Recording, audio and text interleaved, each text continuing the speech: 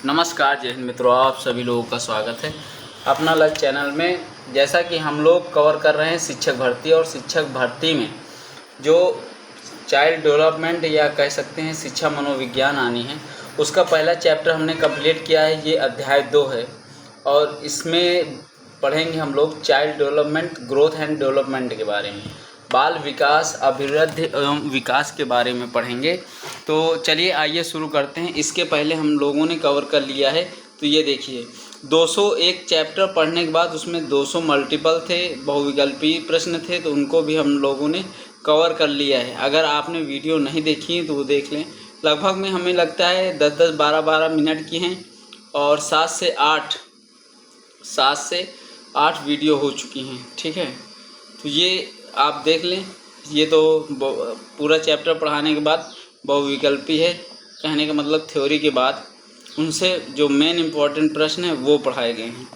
तो ये चीज़ें हो गई। अब इसकी भी हम थ्योरी पढ़ेंगे और थ्योरी पढ़ने के बाद इसके जो मोस्ट इम्पॉर्टेंट चैप्टर रहेंगे उनको पढ़ेंगे। तो चलिए आइए शुरू करते हैं। सबसे पहले देखते हैं सामान्य परिचय। सामान्य परिचय के बारे में डिस्कस करते हैं। जैसे बाल मनोविज्ञान। बाल मनोविज्ञान मनोविज्ञान की एक नवीन शाखा है जिसे आधुनिक युग में बाल विकास के नाम से जाना जाता है। भारत में बाल मनोविज्ञान से संबंधित अध्ययनों का प्रारंभ वर्ष 1930 से हुआ।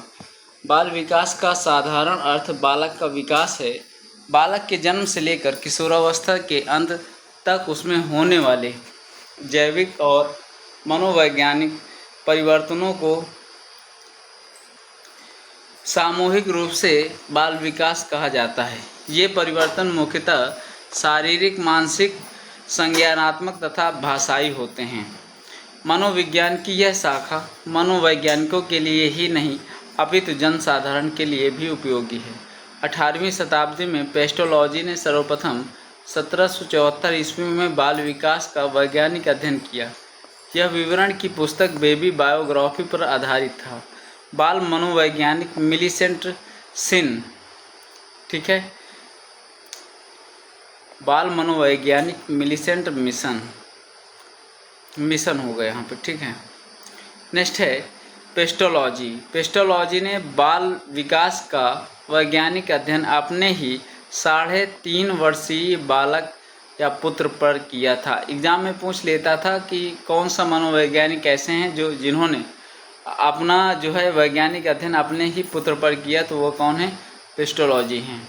बाल विकास का सर्वप्रथम मनोवैज्ञानिक अध्ययन जॉन लॉक तथा थॉमस हॉब्स ने किया था। जर्मन चिकित्सक टाइडमैन ने 1787 ईस्वी में अपने बालक के मनोशारीरिक विकास का निरीक्षण कर बाल विकास का अध्ययन किया, जो बेबी बायोग्राफी पर आधारित था। नेक्स्ट है स्टैनली हॉल ने 1893 ईस्वी में अमेरिका के न्यूयॉर्क शहर में बाल अध्ययन आंदोलन की शुरुआत की तथा 2 प्रमुख संस्थाओं की स्थापना की। पहला है बाल अध्ययन समिति और दूसरा है बाल कल्याण समिति। स्टैनली हॉल ने बाल विकास संबंधी अध्ययनों के लिए सर्वप्रथम प्रश्नावली विधि का प्रयोग किया। विलियम हिली ने प्रथम बाल निर्देशन की स्थापना शिकागो में सन 1909 ईस्वी में की थी।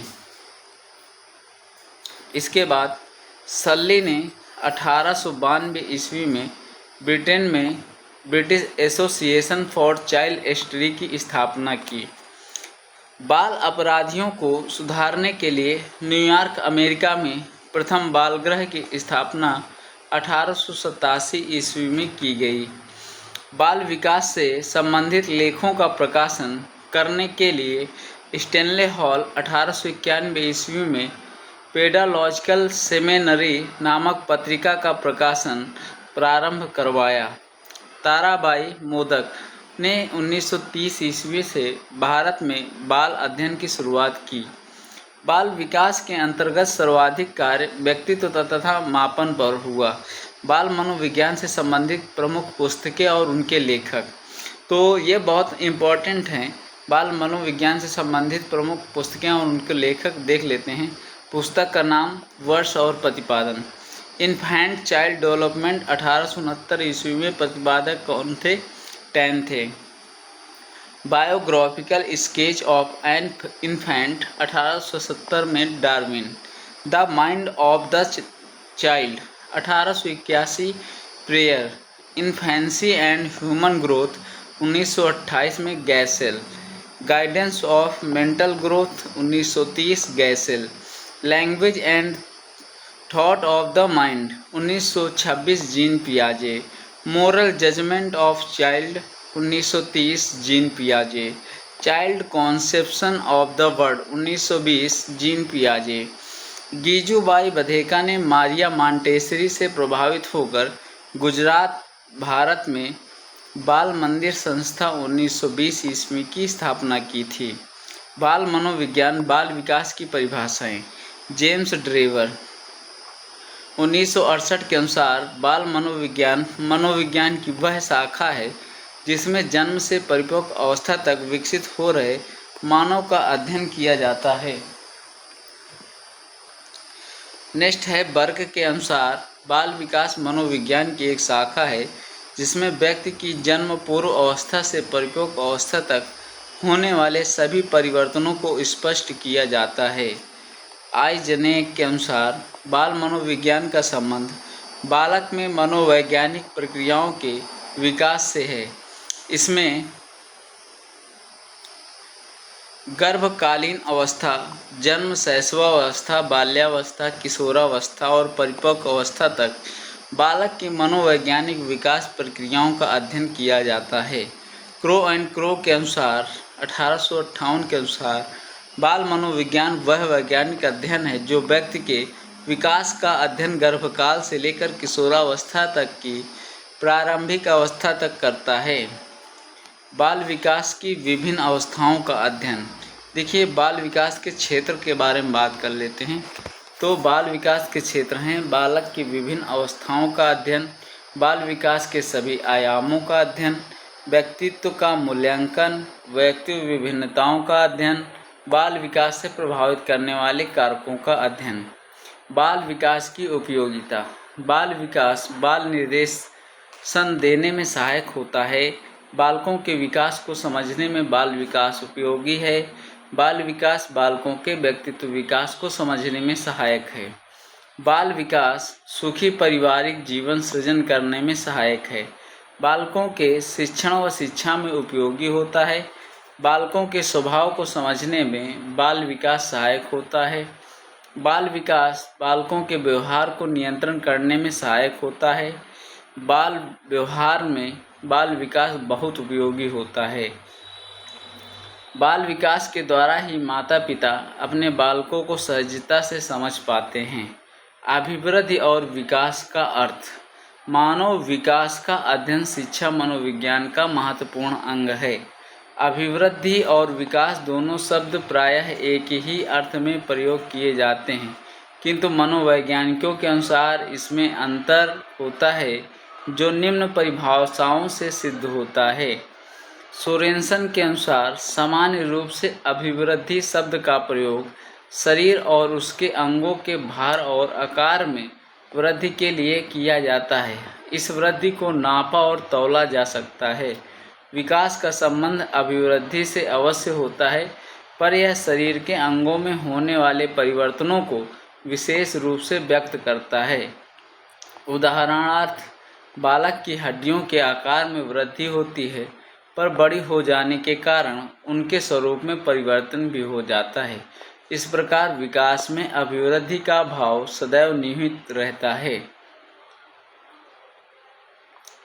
मुनरो के अनुसार शब्दों में अभिवृद्धि से तात्पर्य शरीर आकार और भार में पाई जाने वाली वृद्धि अर्थात बालक की शारीरिक लंबाई, चौड़ाई और भार की वृद्धि से होता है। मुनरो के शब्दों में विकास परिवर्तन श्रृंखला की वह अवस्था है जिसमें बालक भ्रूणावस्था से लेकर प्रौढ़ावस्था तक गुजरता है। हैरिस के शब्दों में विकास का अर्थ है व्यवस्थित और संगतिपूर्ण तरीके से परिवर्तनों का एक प्रगतिशील श्रृंखला में होना। प्रैंक के शब्दों में अभिवृद्धि से तात्पर्य कोशिकाओं में होने वाली वृद्धि से होता है, जैसे लंबाई और भार में वृद्धि।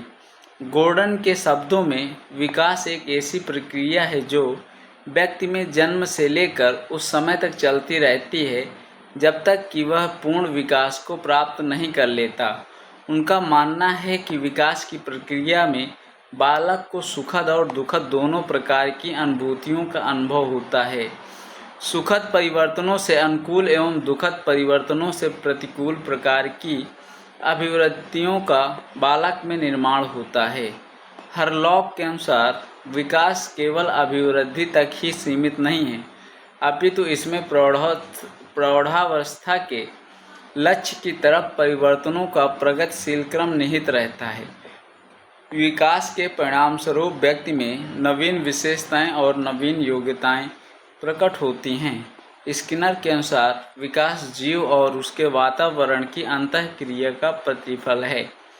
गैसेल के अनुसार विकास प्रत्यय से अधिक और इसे देखा, जांचा और किसी सीमा तक 3 प्रमुख दिशाओं शरीर, अंग और विश्लेषण शरीर, ज्ञान तथा व्यवहारात्मक में मापा जा सकता है। इन सब में व्यवहारिक संकेत ही सबसे अधिक विकासात्मक स्तर और विकासात्मक शक्तियों को व्यक्त करने का माध्यम है। निष्कर्ष तौर से हम कह सकते हैं कि अभिवृद्धि और विकास की प्रक्रिया उसी समय से आरंभ हो जाती है जिस समय से बालक का गर्भाधान होता है। अभिवृद्धि का एवं विकास का आशय स्थिति, अनुकूल, प्रभावी तथा संपूर्ण व्यक्तित्व का विकास है। अभिवृद्धि एवं विकास के लिए वंशानुक्रम तथा वातावरण का महत्वपूर्ण योगदान होता है। वंशानुक्रम द्वारा व्यक्ति को जो भी प्राप्त होता है, वातावरण उसे परिमार्जित कर प्रभावित करता है। विकास एक बहुमुखी क्रिया है। इसमें शारीरिक विकास के अतिरिक्त सामाजिक, मानसिक तथा संवेगात्मक अवस्था में होने वाले परिवर्तनों को भी सम्मिलित किया जाता है। बालक का शारीरिक दृष्टि से बढ़ना ही वृद्धि है, लेकिन विकास का आशय मनोशारीरिक परिवर्तनों से होता है। हरलॉक के अनुसार अभिवृद्धि को मात्रात्मक परिवर्तन तथा विकास को गुणात्मक परिवर्तन कहा है। बाल विकास से संबंधित महत्वपूर्ण मान्यताएं। पहली मान्यता है जैविक परिपक्वता की मान्यताएं। प्रतिपादक हैं स्टैनले हॉल तथा गैसेल। इस मान्यता के अनुसार विकास आनुवंशिकता से प्रभावित है। दूसरा है व्यवहारवादी सिद्धांत की मान्यताएं। प्रतिपादक जेबी वाटसन तथा बीएफ स्किनर। इस मान्यता के अनुसार विकास में इंद्रिय अनुभूतियों का सर्वाधिक प्रभाव पड़ता है। सामाजिक सांस्कृतिक विकास संबंधी मान्यताएं। प्रतिपादक हैं लेओ वाइगोस्की। अब देख लेते हैं अभी, ठीक है, तीसरे पढ़ेंगे। इस मान्यता के अनुसार विकास में सामाजिक व सांस्कृतिक कारकों का महत्वपूर्ण स्थान होता है। चौथा है संज्ञानात्मक विकास संबंधी मान्यताएं। प्रतिपादक हैं जीन पियाजे। इस मान्यता के अनुसार बाल विकास में विकास को सर्वाधिक प्रभावित उनकी मानसिक क्रिया करती हैं। विकास की विशेषताएं। हरलॉक के अनुसार विकास एक स्वीकृत प्रक्रिया है। विकास संचयी, लचीला तथा संशोधन योग्य होता है। विकास व्यक्तिगत सांस्कृतिक परिवर्तन से प्रभावित प्रक्रिया है। सामाजिक प्रत्याशा को हेविंगहर्स्ट ने विकासात्मक पाठ की संज्ञा दी है। विकास परिपक्वता व सीखने का परिणाम है। प्रारंभिक विकास परवर्ती विकास से श्रेष्ठ होता है। अभिवृद्धि और विकास में अंतर। तो देखो, पहला अभिवृद्धि और विकास। अभिवृद्धि विशेष आयु तक चलने वाली प्रक्रिया है। विकास जीवन पर्यंत चलने वाली प्रक्रिया है। अभिवृद्धि का स्वरूप बाह्य व सीमित होता है। विकास का स्वरूप आंतरिक व असीमित होता है। अभिवृद्धि विकास का एक चरण सोपान है। अभिवृद्धि विकास में निहित होती है। वृद्धि का संबंध केवल आकार बढ़ने से होता है, जैसे शारीरिक परिवर्तन। विकास का संबंध सभी परिवर्तन से होता है। अभिवृद्धि की प्रक्रिया मात्रात्मक होती है, जबकि विकास की प्रक्रिया मात्रात्मक तथा गुणात्मक होती है। अभिवृद्धि का प्रयोग संकुचित अर्थ में किया जाता है। विकास शब्द का प्रयोग व्यापक अर्थ में किया जाता है। अभिवृद्धि की कोई निश्चित दिशा नहीं होती, विकास की एक निश्चित दिशा होती है। परिवर्तन दृश्य होते हैं और इन परिवर्तनों को नापा जा सकता है। परिवर्तन अदृश्य होते हैं और इन परिवर्तनों को अनुभव किया जाता है। विकास को नापा नहीं जा सकता। अभिवृद्धि में कोई निश्चित क्रम नहीं होता, विकास में एक निश्चित क्रम होता है। अभिवृद्धि के परिवर्तनों को रचनात्मक परिवर्तन भी कहते हैं। विकास के परिवर्तन रचनात्मक तथा विनाशात्मक परिवर्तन कहलाते हैं। अभिवृद्धि के परिवर्तन विवृद्धि सूचक होते हैं। विकास के परिवर्तन विवृद्धि तथा ह्रास सूचक होते हैं। किसी अंग में कितनी वृद्धि हुई है यह अभिवृद्धि द्वारा पता लगता है। किसी विशिष्ट अंग में कितनी क्षमता या शक्ति प्राप्त हुई इसका पता विकास से चलता है। वृद्धि के घटक मूर्त होते हैं, विकास के घटक अमूर्त होते हैं। अभिवृद्धि की प्रक्रिया स्वाभाविक होती है, इस पर वंशानुक्रम की अपेक्षाकृत अधिक प्रभाव पड़ता है। विकास की प्रक्रिया जटिल होती है और यह परिपक्वता की ओर ले जाती है, इस पर वातावरण का अधिक प्रभाव पड़ता है। वृद्धि शब्द तादाद या परिणाम या मात्रात्मक परिवर्तन के लिए प्रयुक्त होता है, जैसे बच्चे के बड़े होने के साथ आकार, लंबाई, ऊंचाई और भार आदि में होने वाले परिवर्तन को वृद्धि कहते हैं। विकास शब्द वृद्धि की तरह परिणाम संबंधी परिवर्तनों को व्यक्त न कर ऐसे सभी परिवर्तनों के लिए प्रयुक्त होता है जैसे बालक की कार्य क्षमता, कार्य कुशलता और व्यवहार में प्रगति होती है। अब देख लेते हैं अभिवृद्धि एवं विकास के सिद्धांत। ठीक, अभिवृद्धि एवं विकास के सिद्धांत। सबसे पहले देखते हैं गैरिसन तथा अन्य के अनुसार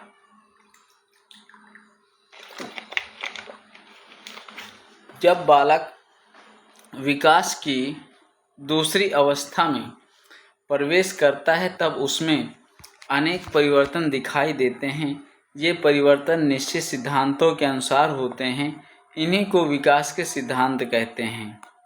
सतत विकास का सिद्धांत। इस सिद्धांत को निरंतरता का सिद्धांत भी कहा जाता है। यह सिद्धांत बताता है कि विकास गर्भावस्था से मृत्यु पर्यंत चलने वाली एक सतत प्रक्रिया है। व्यक्ति के सभी पहलुओं का विकास इसी निरंतरता के कारण भली भांति संपन्न होता है।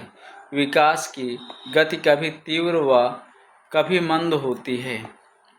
विकास प्रक्रियाओं की निरंतरता का सिद्धांत केवल इस तथ्य पर बल देता है कि व्यक्ति में कोई आकस्मिक परिवर्तन नहीं होता। विशेष प्रारंभिक 3 वर्षों में बालक का विकास तीव्र गति से होता है और उसके बाद मंद धीमी गति से विकास होता है। विकास की विभिन्न गति का सिद्धांत।